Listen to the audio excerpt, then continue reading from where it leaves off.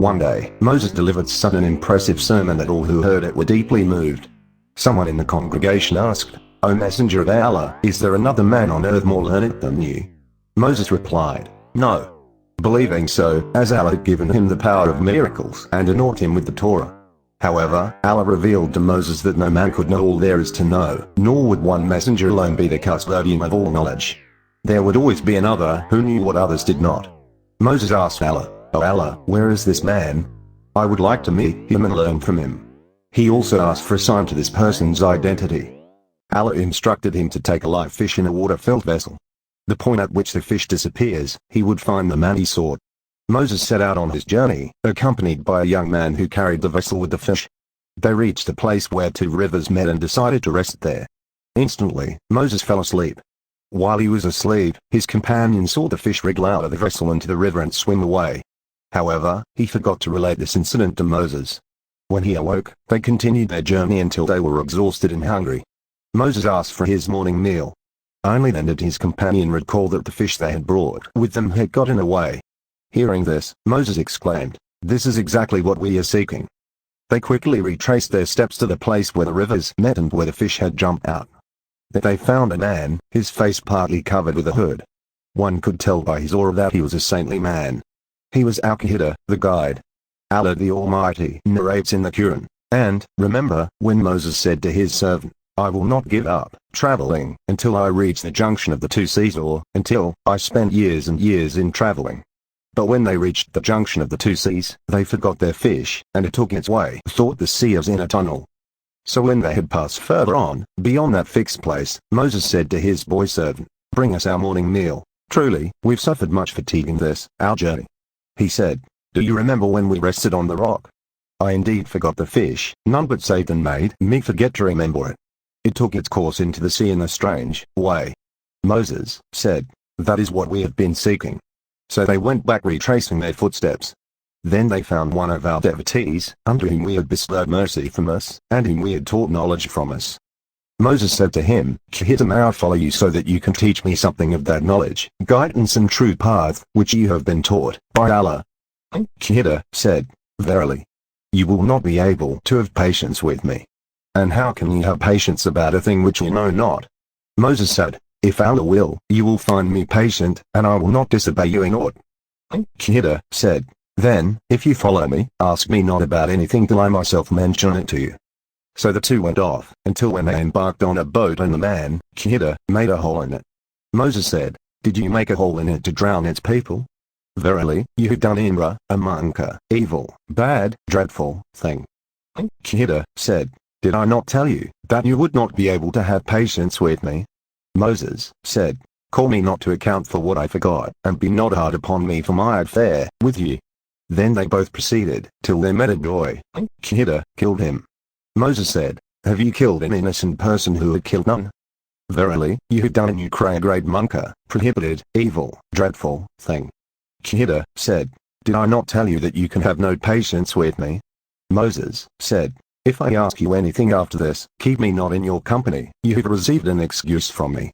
Then they both proceeded, till, when they came to the people of a town, they asked them for food, but they refused to entertain them. Then they found her in a wall about to collapse, and Qahida set it up straight. Moses said, "If you had wished, surely you could have taken wages for it." Qahida said, "This is the parting between me and you. I will tell you the interpretation of those things over which you were unable to hold patience. As for the ship, it belonged to poor people working in the sea. So I wished to make a defective damage in it, to cause a fault in it, that is, to make it temporarily unserviceable, as there was a king after them who seized every ship by force. And as for the boy, his parents were believers, and we feared lest he should oppress them by rebellion and disbelief.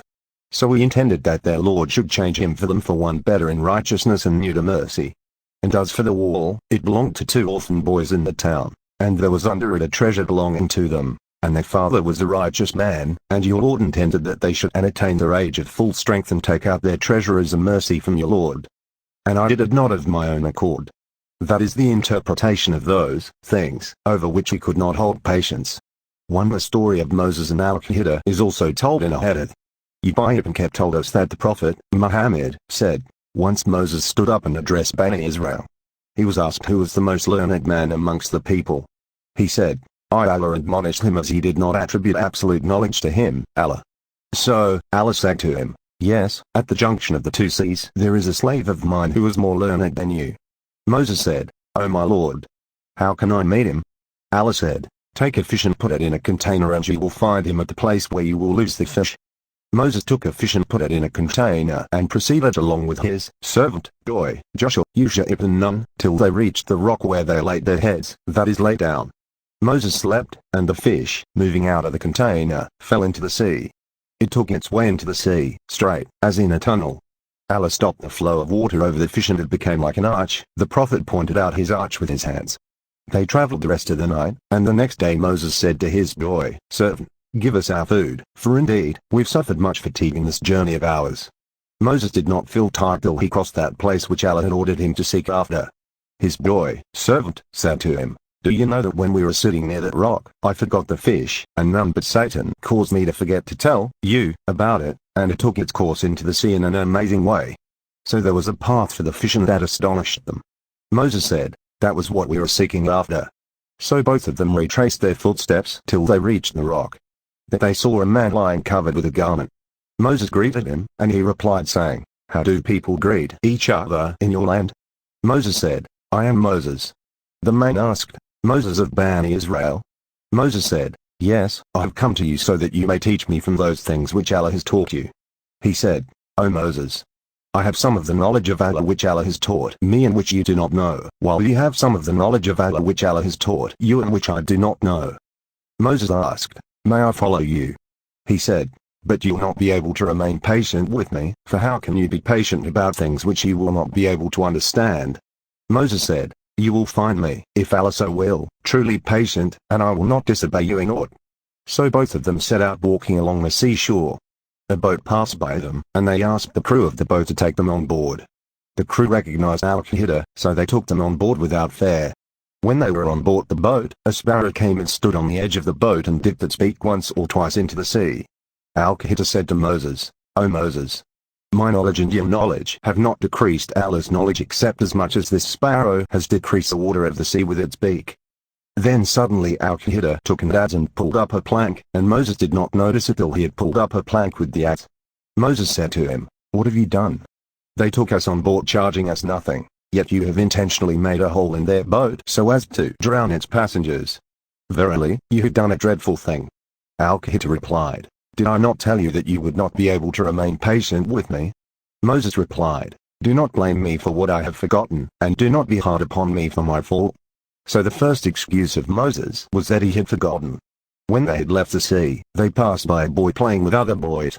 Al-Qaeda took hold of the boy's head and plucked it with his hand like this. Sufyan, the sub-narrator, gestured with his fingertips as if he were plucking some fruit. Moses said to him, have you killed an innocent person who has not killed any person? You have really done a horrible thing. Al-Qaeda said, did I not tell you that you could not remain patient with me? Moses said, if I ask you about anything after this, don't accompany me, you have received an excuse from me. Then both of them went on till they came to some people of a village, and they asked its inhabitants for food, but they refused to entertain them as guests. Then they saw there in the wall, which was just going to collapse, and Al-Qaeda repaired it just by touching it with his hands.